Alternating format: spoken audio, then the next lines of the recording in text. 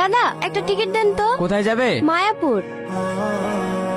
আপনার ব্যাগটা সরান, একটু সরে বসুন।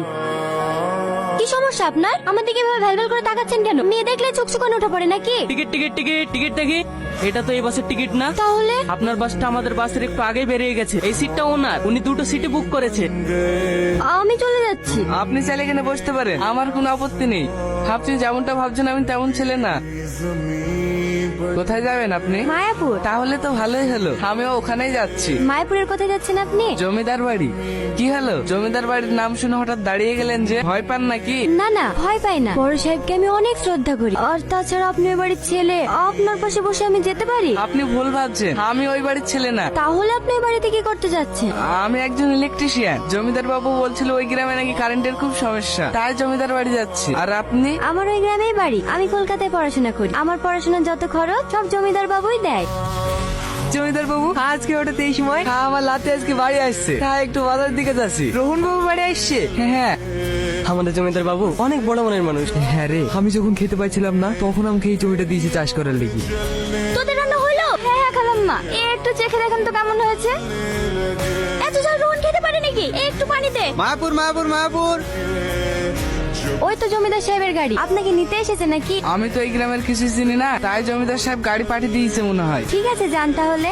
তুমি হেঁটে যাবা? হ্যাঁ। তুমিও এসো আমার সাথে। না না, আমি হেঁটেই চলে যাব। কি করু এসে শুরু? আরে ওসব কিছুই না, চ। দাদু ভাই আসতে কোনো অসুবিধা হয়নি তো? না দাদু, না খাই খেয়ে চেহারার কি অবস্থা করেছে দেখো দিনি। এবার তোমার হাতে খাবো, খেয়েই মোটায় যাবো। ওকে এখানে দাঁড় করে রাখবা না ভিতরে নিয়ে আসবা? হ্যাঁ হ্যাঁ, হাই বাবু ভিতরে আয়। আর 1 মাস বাদ দিয়ে তোর পরীক্ষা, এখন বাড়িতে এসে কি দরকার ছিল বলতো মা? একবারে পরীক্ষাটা দিয়ে আসতি। তোমার শরীর খারাপ, আর আমি বাড়ি আসবো না। না রে মা, আমি ঠিক আছি। সে তো দেখতেই পাচ্ছি কতটুকু ঠিক আছো। কি রে মা, কখন আসলি? কিছুক্ষণ আগে আসলাম। পড়াশোনা ঠিকঠাক চলছে তো? হ্যাঁ আব্বা, আর 1 মাস পরে পরীক্ষা। পরীক্ষার পর গ্রামে চলে আসবো, আর শহরে যাব না। কেন রে মা? তোমাদেরকে রেখে আমার ওখানে থাকতে ভালো লাগে না। তাই বললে হয় রে পাগলি, তোকে পড়াশোনা করে অনেক বড় ডাক্তার হতে হবে। রূপনগরের রাস্তাটা কোন দিকে একটু বলতে পারবে? এদিকে কোনো রূপনগর নাই। রূপ তো আছে। মানে তুমি, সরি আপনি। আপনি না, তুমি। তুমি বাইক কোথায় পেলে? এখানকার জমিদারে, আপনাদের জমিদার অনেক বড় মনের মানুষ। কালকে আমার অনেক সেবা যত্ন করেছে। আবার আমার কি সৌভাগ্য দেখো, তোমার সঙ্গেও দেখা হয়ে গেল। চলো আমরা কোথাও ঘুরে আসি।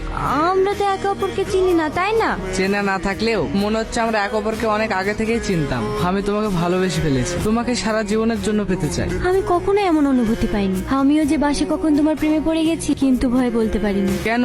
তুমি যদি আমাকে পছন্দ না করো, সেই কারণে। তোমাদের গ্রামটা আমাকে একটু ঘুরিয়ে দেখাবে না? আজ না, অন্য কোনো একদিন।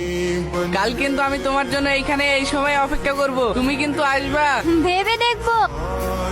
আমি জানতাম তুমি আসবে।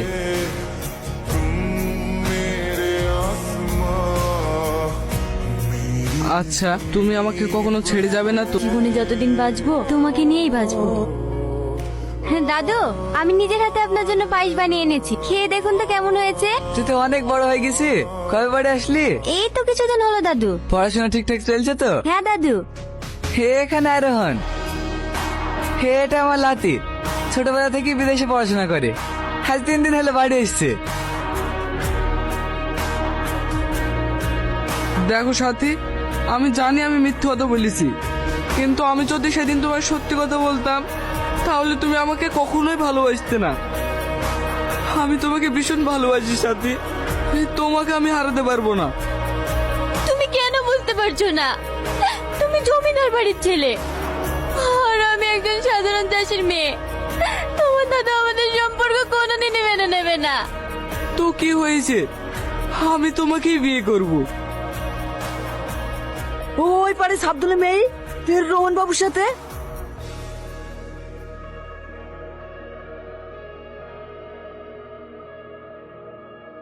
কি? ওই মেয়ের এত বড় সাহস আমার নাতিকে বিয়ে করবে?